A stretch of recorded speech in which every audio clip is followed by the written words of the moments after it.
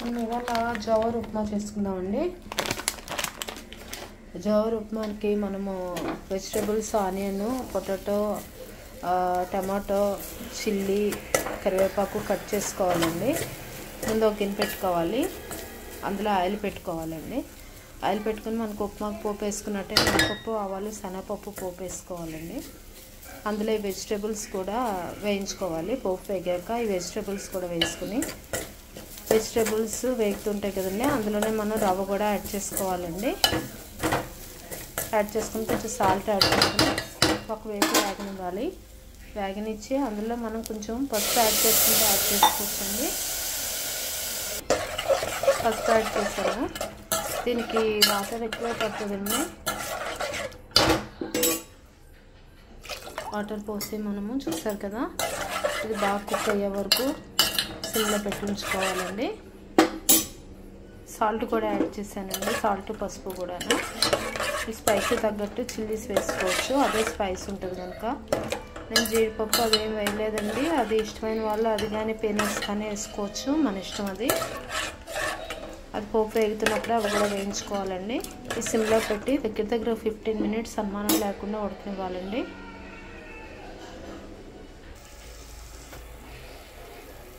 చూసారు కదండి, ఆల్మోస్ట్ ఇంక ఉడుకుతుంది. ఇప్పుడు ఇందులో మనం ఏం చేయాలంటే కొంచెం అడుగంటుతూ ఉంటుంది, అందుకని మనం కొంచెం టీ యాడ్ చేసుకోవాలి. అది ఆప్షనల్ అండి, ఇష్టమైన వాళ్ళు అది, లేకపోతే కొంచెం ఆయిల్లోనే యాడ్ చేసుకోవచ్చు. చూసారు కదండి,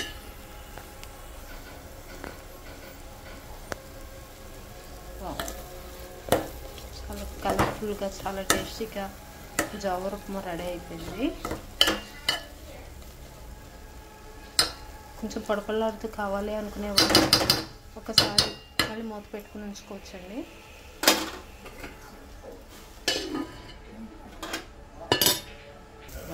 చూసారు కదండి, ఆల్మోస్ట్ ఉడికిపోయింది.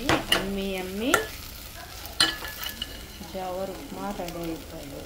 వావ్, తప్పకుండా ట్రై చేయండి, లైక్ చేయండి, షేర్ చేయడం మాత్రం మర్చిపోవద్దు.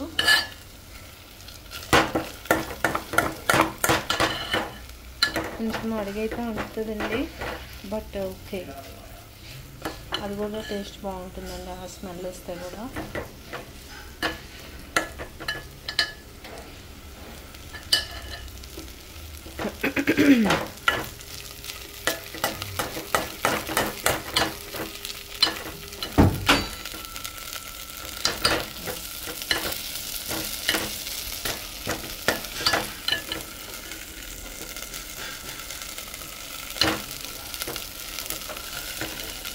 కదండి, ఆల్మోస్ట్ రెడీ అయిపోయింది. మిక్స్ చేసుకుని మనం సర్వ్ చేసుకున్నాము. చూసారు కదండి, అమ్మి మనకి జోవర్ ఉప్మా రెడీ అయిపోయింది. ఇలా తినేయడమేనండి. Thank you for watching. Like చేయడం మాత్రం మర్చిపోవద్దు. Thank you.